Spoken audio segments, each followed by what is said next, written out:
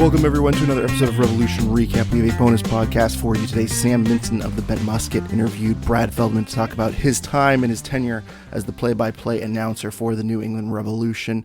You can view Sam Minton's article on www.thebentmusket.com, but we have the full interview here for you to listen to. It should be noted that we did interview Brad Feldman about a year ago. Me and Sean interviewed him. This interview does not overlap with that one very much, so please, for our longtime listeners that may remember the Feldman interview from 2021, this is worth a listen. And for our new listeners, you can still go back into our feed and check out the old Brad Feldman interview, as well as all of our other interviews. Be sure to check out Sam Minton's work and everyone's work at the Bent Musket at www.thebentmusket.com. They'll be providing year-round coverage of the New England Revolution, one of the few outlets to do so. Also, we wanted to give a shout out to our sponsor, GalassoKits.com. Use promo code REVSRECAP at GalassoKits.com and save 15% off your order. And also thank you to our partners, The Rebellion. Go to nerebellion.org to learn more about supporter culture and how you can get involved for the upcoming 2023 season. And now, here is Brad Feldman. Yeah, just kind of starting off, what do you remember about the first game that you called for the Revolution?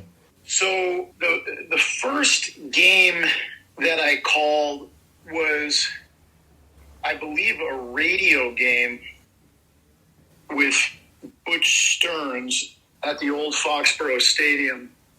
And I remember it actually felt like really, really good. It was one of those domino effect things where I believe it was like Seamus and Derek were the main TV guys, but Adrian was involved, and so Adrian moved over a seat, and then John Mita Perrell went on sideline, so I took John Mita Perrell's spot, and I did a few of those that season with Mike Noonan and Butch Stearns usually as the color guys, and they were really supportive and easy to work with, and it felt natural and low stakes. But then a couple weeks later, it was Derek and Adrian upstairs, and Mita Perrell had a conflict, and so they put me on sideline, and I was pretty tight for that. Like, I remember being, and we had really good people in the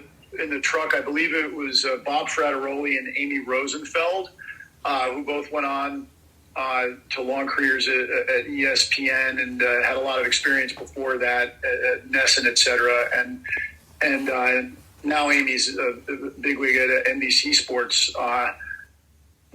So I had some good hand-holding, but I was still it was something I've been working for, and I'd done it for Kansas City a couple of years earlier, but it felt like a big moment for me. I actually have a still, I believe, from that day. It was against the Metro Stars, and I remember that I think Johnny Torres drew a late penalty, and Nick Sakevich, who was the GM of the Metro Stars, was on the bench or behind the bench. He thought that Torres had dived for the call, and he threw a water bottle that hit the leg of the bench. It was like, sort of old school metal, steel, portable benches, and it ricocheted off of the stanchion and hit my foot. And I remember thinking to myself, he didn't throw it at you. He threw it out of frustration. You could make a big stink out of this, like go at him or report him or whatever. And there was a part of me, I was like, I don't want people to see me punk here. And I was like, nobody wants to see the sideline reporter, the general manager of the visiting team. Well, a lot of people would probably love to have seen that, but it wouldn't, I wouldn't be sitting here having that conversation with you. And then I was walking down the tunnel, and the officials' locker room was just down the tunnel at the old stadium. And Sakevich was like, pounded, as he was wont to do. He was like pounding on the door, trying to have a conversation. The rest were just giving him the hand. They didn't want to talk to him. And I was like, I have a second chance here out of sight. I was like, I've worked too hard to get to this point, to get into a confrontation. Now, Nick Sakevich's big guy. I'm not trying to talk trash about him as the heat of the moment. He was competitive. But that's what I remember most, is that, like, I was really, like, wound up about, like, my performance and whether I was going to ever get another chance to do it. And then that was all overshadowed by this sort of, like, the big hubbub at the end of the game. I think it ended 3-3. The Revs converted the penalty, and the Metro Stars felt like they got a home job from the Revs at Foxborough Stadium. so that's what I remember.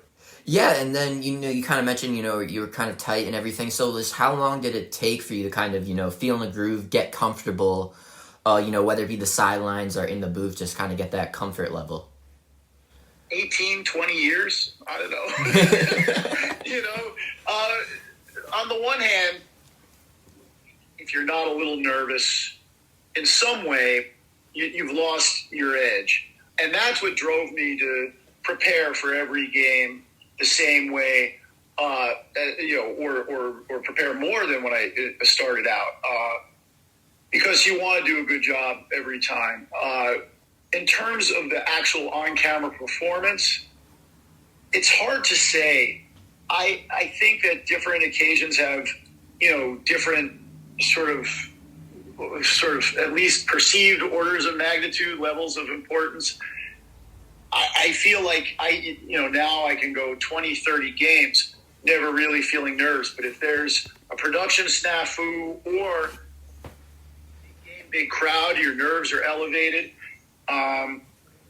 You feel like the spotlight is on you a little more and you get a little bit of those butterflies. But it's not like when I first started my broadcasting career 25 years ago where you get cotton mouth and you can barely talk. And, it's like Albert Brooks and what was it called? Broadcast news where he's sweating down his face. I empathize with that character because you want to do well. But, there was a tipping point. I remember, so I'll tell you a story. I always cite my daughter Miriam, who's my guiding light in his life. She's sort of, I think my wife Liz and I would agree that she sort of got both of our better qualities and few of our less attractive ones. She's just smart person. I don't want to say kid. She's a grown woman now. But I used to, for lack of a teleprompter, I used to do like a large type font script and sort of tape it below the camera lens or on a table near the monitor. And she would come visit us in the booth once a year, maybe, watch us work. Sometimes she worked stats. She started doing stats when she's like 9 years old. And one time, Taylor 12, we were doing Super League games. Yeah, Miriam's great job, really smart. And then we look over and like somebody giving her cotton candy. She wouldn't watch the game at all. But she evolved beyond that to the point where she gave me advice. And she said, Dad, why do you use that script?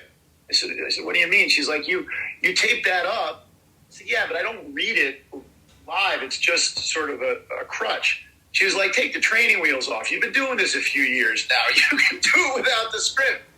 And she was right. And if you're asking me for when I stopped, like that was the moment. It was like, she's right. I already know what I'm going to say. And if I don't know what I'm going to say, I ad-lib at halftime. I ad-lib post-game. Why do you need to script it pre-game? And it was, I still always make notes and I always write down what I'm planning to say. But now I just like give it a glance. I have it in my head. And I think it comes off as more conversational and less stilted. And as a result, you got to trust the process. But my whole thing is always have fail safes. So even when I wasn't doing things out of like nerves or nervousness, I go through the same preparation just so, have it in my head. Yeah, and then also too, over your career, you've had plenty of different partners. So just overall, interacting with all those different partners, getting used to them, that kind of dynamic. Just what was that like for you and, being able to work with all these different great guys?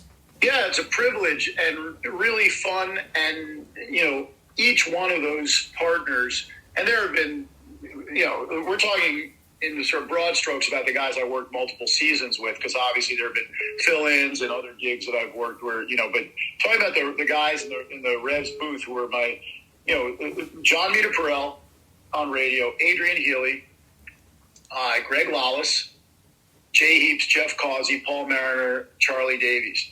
Every one of those guys, they're a great guy, had a really professional attitude, and was a completely different kind of person to work with.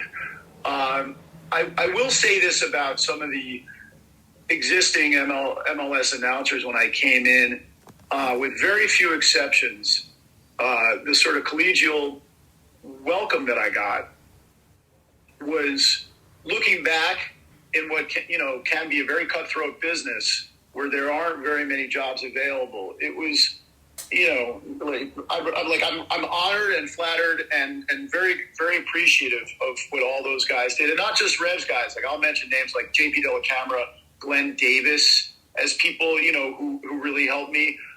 Also color announcer, like I had guys like Chet Messing and Seamus Mal and Tommy Smith down at ESPN, who really helped me a lot too. But every one of the guys in the Revs booth was terrific. I should also mention Derek Ray. I worked a little bit with him at ESPN, and he was very kind when I first arrived on the scene with the Revs. I just didn't have as much to do with him as some of those other guys where I did full seasons. But obviously Derek's a top pro, and there are a lot of different ways he could have treated the new kid on the block, and he was just always good. Adrian's one of my best friends in the business. We just spoke a couple days ago. It was like, being completely honest, and this is not a news flash, like I was miscast as the color analyst when I got that job. Just for the record, not that anybody cares anymore, but I was hired for that several months before I got the Revs director of communications job. There was some, I remember, chatter back then that they were related. I took that job, in mid-season, but the full-time job. Whereas I've been hired as the analyst, but I've been hired as the analyst during the off season before that. But I never played or coached professionally. I just watched a lot of soccer. Now, in a sport like baseball, you see that still sometimes, especially on radio. But it's kind of like being a striker. If you're a striker, for the reserve team, and then first team says, hey, we need a right back, you're gonna go out there and play as hard as you can. And that's what I did. And I think I learned a lot. I think Adrian had the ability to analyze as well, as sort of carried me through. And then, I was also doing, I had 4 straight years where I was under contract as a freelancer for ESPN International. And I was doing, I can't remember the numbers, but a couple dozen games a year for Fox Soccer Channel, mostly A-League, as USO was called back then. And so I was getting a lot of reps, a lot of chops. I was also spread way too thin. I think that's when I lost a lot of my hair follicles. And, but so to have somebody like Adrian in the booth with me was massive. And because he was just like a, kind, smart guy, let me do my bit, but also like set a good example in terms of just his demeanor, his work habits. And we, we're about the same age. We like a lot of the same bands. We still go to rock and roll shows together when we're in the same place. Like, I miss him now that he's down in Texas. But Adrian, one of the great guys. Just one of the great guys. He really is. I would say the same thing about the next guy to come in, Greg Lawless. Because at that point, like, Adrian and I almost sort of flipped, where Adrian went to work for ESPN International. I took over the main play-by-play seat, where we both kind of like achieved our goals at the same time. And, Adrian, the way he even handled that, like, I can't divulge the whole thing, but let me just say, the guy, in a world where etiquette and courtesy and just the old school right way of doing things has become a lost art, he's a master of that art. Adrian is just a quality guy. Greg Lawless, even though we fought on the air all the time, really, like, I really enjoyed doing the games with Greg because, he's really smart, and he's not just like sort of whip smart with quips. Like, he's an intellectual, he's a well-read guy, and I enjoyed sparring with him, even when I was convinced he was wrong. It was funny seeing some of these compendiums at the end, where they pulled out sort of the 2 worst free kicks in Revs history, to hear the way that he talked about those moments, that sort of droll, dry sense of humor. I appreciated it. And, we really had a lot of good times. We're still friends. I just saw him a few weeks ago with his wife and family. Greg and I think we'll stay in touch for a long time. Jay Heaps and Jeff Causey were guys that I both covered in those early years I was talking about, who then graduated to the booth. And they brought that player's perspective that, to be fair, Greg played too, but, these guys were longer-term MLS pros, and they brought a different perspective. Jay brings a tremendous commitment and intensity to everything he does, whereas Jeff has a more sort of like laid-back approach, so there's a real contrast, but I enjoyed working with both of them. But with both of them, they also both had jobs in finance at the same time. So I wasn't spending as much time on the road with them. And so, like, it wasn't the same kind of relationship, but both great experiences. Paul Mariner, listen, last summer when he passed away, I talked a lot about that relationship. And, I can go down that road. I'm happy to. Like, the memory of Paul Mariner is one of the great blessings to the sport and the club and to me individually. Changed my life in so many good ways. I miss him every day. We became friends while he was still the top assistant to Steve Nicol, which is an unusual thing, I think. But, it started when he first walked in to go to HR, and then we became friends in that first preseason when the Reds went to the Azores. And Steve and Paul invited me to watch a game at the pub, and we just never really stopped hanging out after that. We're from very, very, very different backgrounds. But, I like to think that we both have an optimistic, sort of, curious approach to life. And we rock in very different ways. But, Paul's a classic rock and roller, and I'm more of a Gen X kind of a guy. But he just a giving spirit, tough in a lot of ways and very tender in a lot of ways. And I think that came through in the broadcasts and in the way he related to the supporters base. And you could see it when you went back to England with him too. He was so modest about his actual fame.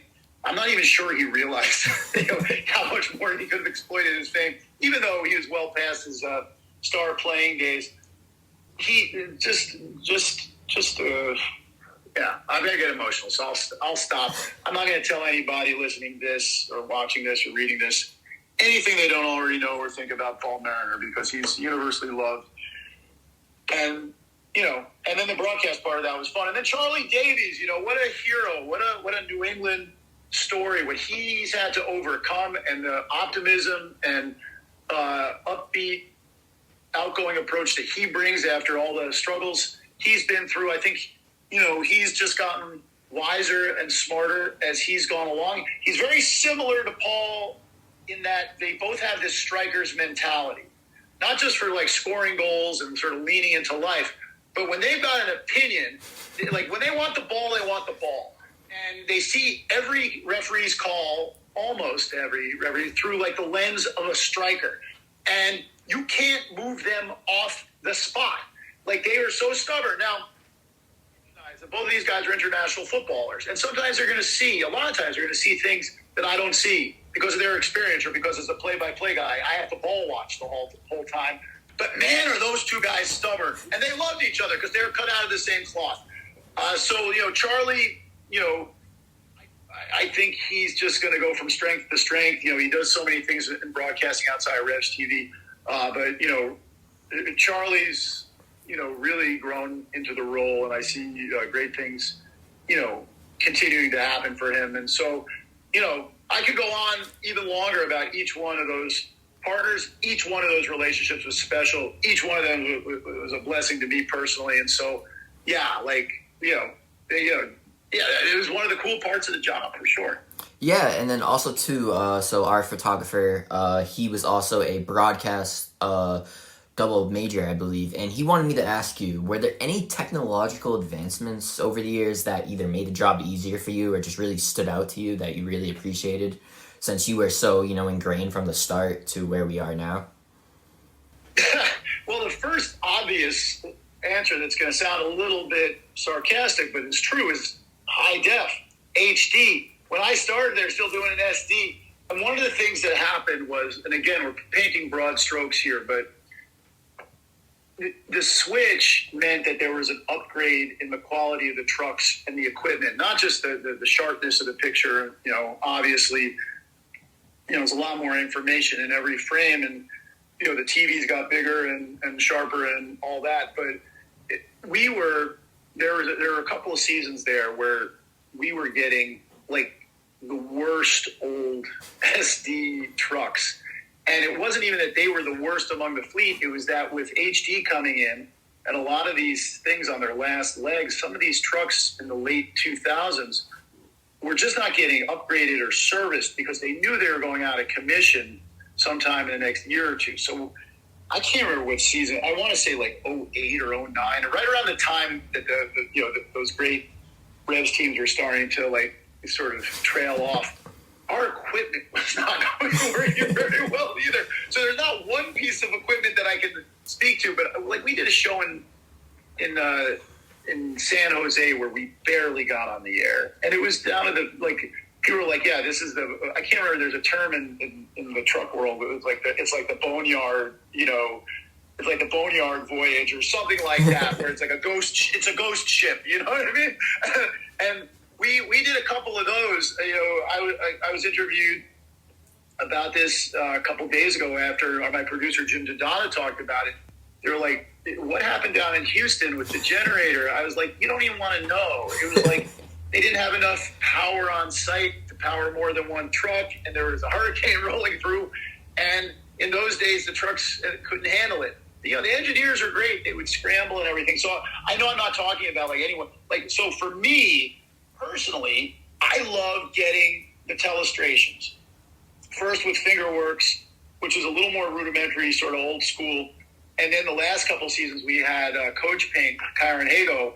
And I did a lot of the work with that. And I really enjoyed being able to tell stories with pictures that sort of called out some of the tactical stuff, or even just made it easier for viewers to sort of focus on when you have the high game camera angle. It's like, okay, you're talking about, a winger who's on the far side, put a circle under him, freeze frame it with his name, track him with a little trail behind, show the arc of the cross.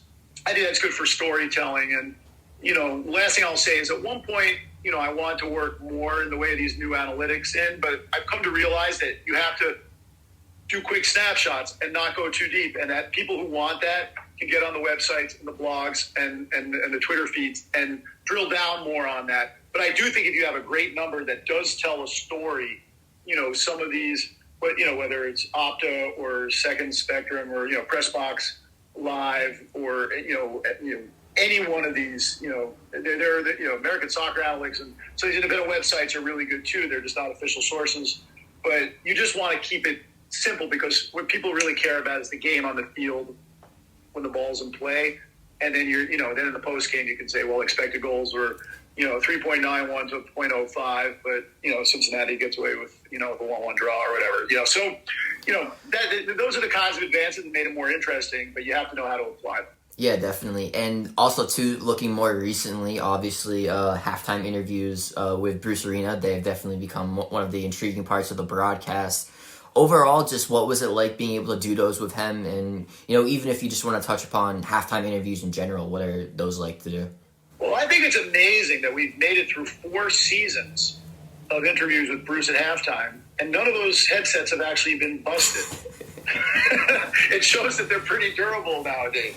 No, listen, Bruce is good, and I don't know if you noticed, but I feel like the last half to 2/3 of the season, with maybe one exception, he was really good. Like, you asked one question, open-ended question, and he gave good analysis. I tried to never take it personally when he was gruff or brusque or like, especially if there was just like a call he felt like went against him or his team gave up a soft goal just before halftime. He's anxious to get into the locker room, and I think that we haven't talked about it. But he tries to be mindful of. He respects the job we're doing. He's let us know that, and if it ever came across like he's trying to diss us or whatever, like, imagine how he talks to his players at halftime. You know what I mean? Like, yeah. That's just Bruce, the New York guy, in the heat of the moment. He's competitive. He's got a lot on his mind, and I'm not trying to make excuse for the guy. Like, I think that was good TV, and I don't think he was ever trying to grandstand to make it like, if he was complaining about video review, he had to beef with video review. I didn't want the guy to get fined just for himself, but that made it a good interview. But I think probably for a lot of viewers, if he was angry or sarcastic or, sort of dissed the guys in the booth, implicitly a little bit, yeah, maybe that's a little more entertaining or funny. But I never felt like it was gratuitous, and I do feel like, on aggregate, if you went through, like, let's say, give or take, there have been 100 of those, 120 of those, and since he took over, only like 5 or 6 you'd be like, whoa, that was bad. And the rest of them, he's totally awesome. And so think about the people you deal with every day in your life. You'd take that ratio, like 95% of the time they're really nice, and the rest of the time they're just human. Fair enough. Yeah, and you kind of mentioned it too, for the throwing of the headsets. Obviously, there's the infamous "Does anyone know what's going on?" Moment. I know. That was hilarious. What was that like in the booth for you? Just overall, just witnessing that all come together, and just what was that like? Yeah, I think what that was, if I'm not mistaken, where was that? Was it Montreal? I can't remember where it was. No, I wanted to say that it was during COVID, because I think we also had another one of those where the headset didn't work during COVID when we were doing it from the studio. But the does anybody know what's going on moment, I believe we were actually on site. And what you do is, like, I get on talkback, and what I'll say to the truck is, he's not hearing us. Are we going to get him? They're like, and then somebody will scream in your ear like, we're trying.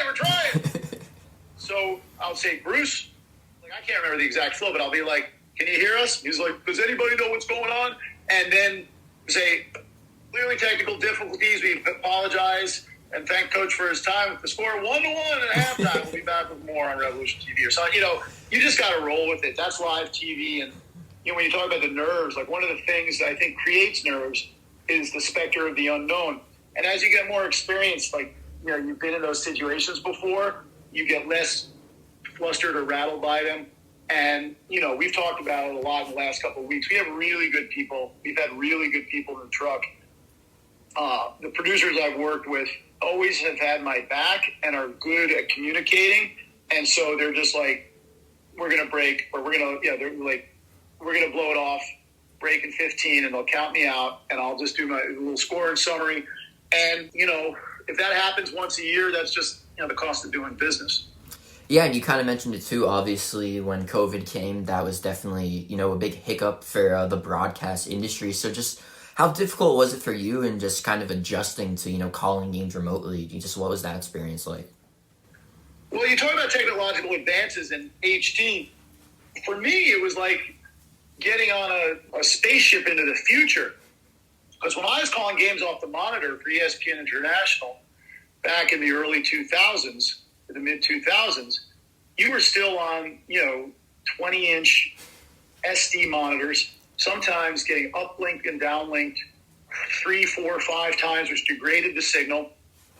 Sometimes, if it was like a Serie A match, you would have a site contact who would tip you off that subs were coming in, or, a goal might be scored, which I didn't like because it would ruin the immediacy and the emotion. But, sometimes it was helpful just to have them tell the producer and say, because you couldn't tell whose number it was. And that's what I was talking about. You have Real Sociedad against Athletic now, and it's SD, and 90% of the guys are cousins from the Basque region. They have the same barber and the same build and the same haircut, and the gold numbers on the striped jerseys. You don't know who's who. So by contrast, Crash Sports Productions in our studios, we had these big honking, HD monitors, and now with the internet, you have video you can watch to prepare, and you have headshots on everybody, and it was like getting glasses when you can't see like that. So to me, that part of it was good. The big lift for me was just, we were sort of in limbo about what we were going to do all spring and summer. And there were rumblings that things were headed that way. So I had started to prepare. I don't remember the exact timeline, but I think as early as June, we were exploring stuff. But then when the plan was kicked into gear, I should have notes on all of this somewhere, but it was like a 3-week ramp up to get ready for that. And, to coordinate with the transmission people, the crewers, the opposing venues, the opposing team venues, everything.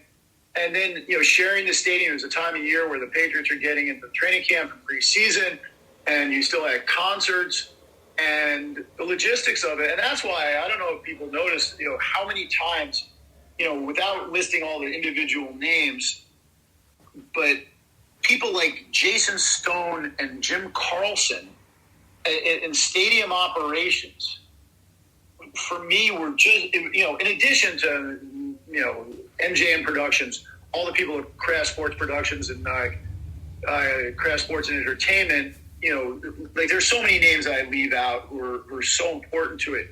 But the lift we had to do in a short time, it was incredibly stressful. And that part of it was, more than calling the games off the monitor. That was the fun part at the end of, the 4-day sprint to get everything ready. And then when you talk about coaches not being able to hear on headset, there's we would have to hire a separate camera and audio technician on site. And we're not the only ones who did that, but the Bruce Arena interviews, it was a sponsored segment. And so some opposing venues are like, well, can you do without that? I was like, well, no, we've got sponsored post-game, sponsored coach interview. And then you had to negotiate all these other things and then test them on, when you have an NFL production, they come in and they test the stuff the day before, if it's Sunday Night Football, maybe 2 days before. We're doing it with no set days in MLS regional. We're doing it on site, same day. And if it doesn't work, it doesn't work. But people are doing backflips to try to get it working on time. And some of the stuff that came off during that stretch was something. And there were, our vendors, like the Switch and Game Creek Productions, Thistle Communications, all those people really worked with us. MLS Broadcasting, it was, that part of it was the part that I'll remember. And when people have said to me in the last week or so, well, it must be nice to not have a game, I was like, well, obviously, the Reds not making the playoffs for so many reasons, that is not a good thing in my world. But I would say the Reds making 2 late playoff runs, combined with the station switch. 2 years ago we switched from NBC Sports Boston to BZ38. That has meant that it's since August of 2020. Other than a couple of international breaks, but you're still working during those times. This has felt like the first real exhale I've had since the COVID summer, when everybody's stressed out for other reasons. Yeah, and just obviously, with this season kind of coming to an end, just overall, what is kind of your favorite memory about being in the booth, and just overall your favorite, what you'll look back upon, with Craft Sports and Productions, just being able to bring the MLS broadcast? Yeah, there's no one favorite memory. You can see I can go on and on about this stuff at length. And, the compilation video that came out that we ran at the end of the Chicago game, and then the Revs sort of added to it and put it on their website, that has a lot of the great moments. Certainly a lot of them were missed, too. There's just no way to squeeze all that good stuff into, a 5-7 minute video. And my favorite memories are all sort of little things that wouldn't necessarily, I think, resonate with anybody outside of my immediate circle of friends and family. I love doing it. I hope that comes through in my enthusiasm for this kind of a talk, and when I express my gratitude and my sign-offs, because there are people who know more about the history of soccer or soccer in New England. There are people who know more about the Revolution or MLS than I do. And especially now, your generation, the information that's out there, the way people study and approach the game, I have a lot of respect for that. There are people who have as much passion as me, but I defy find anybody who would be characterized at least as sane, who loves it more than I do. I put my back into it, in part because I was this is too good to be true, and I can't screw this up because I want this. And I feel like it was just a huge opportunity. I would have been just as enthusiastic if I'd ended up in Dallas or Kansas City. But this is where I'm from. I was born in New Hampshire for the most part. 16 of my first 18 years, I grew up in and around Boston. And then I've been back here, for the last 22, 23 years. So most of my life I've lived in New England. I'm Boston teams, New England teams, all the way down the line in terms of the other sports where I'm a fan. And, I went to Team End games as a young kid. I went to watch the World Cup at the Boston Opera House on closed circuit TV. I used to go into Harvard Square and spend my allowance on total football, world soccer. And I I was crushed when the team had moved to Jacksonville. So the idea, this ended up being what I did. Were there other things I could have done? I don't even want to have that discussion. This is what happened. It was so damn great. So the things I value were like being able to transmit the enthusiasm, hopefully in a credible, professional way, but in one that augmented. I know that every call or every fun or whatever is not going to be everybody's cup of tea. But I hope people recognize that the passion is authentic, that I love the region. I wanted the sport and the league to succeed and continue to succeed in this area. And so, I can't pick out one moment. It was just the job. It was a thrill. And whatever happens next, I've said this before, but being able to do this for 22 seasons was beyond anything I could have imagined. And so just gratitude, thanks, to the supporters, the fans, Kraft family, the whole organization, the whole Kraft organization, the Revolution, but certainly all the other branches and arms. And, I give my list of thanks to, my colleagues, my family, all I don't want to rush through it, but I'm just saying, you asked me what my favorite thing is. My favorite thing is I did it. I can't believe I did it. It's been wonderful. Nah, that's perfect, Brad. And I do just want to say thank you so much for taking the time to speak with me. And hopefully we'll be hearing more of your voice soon.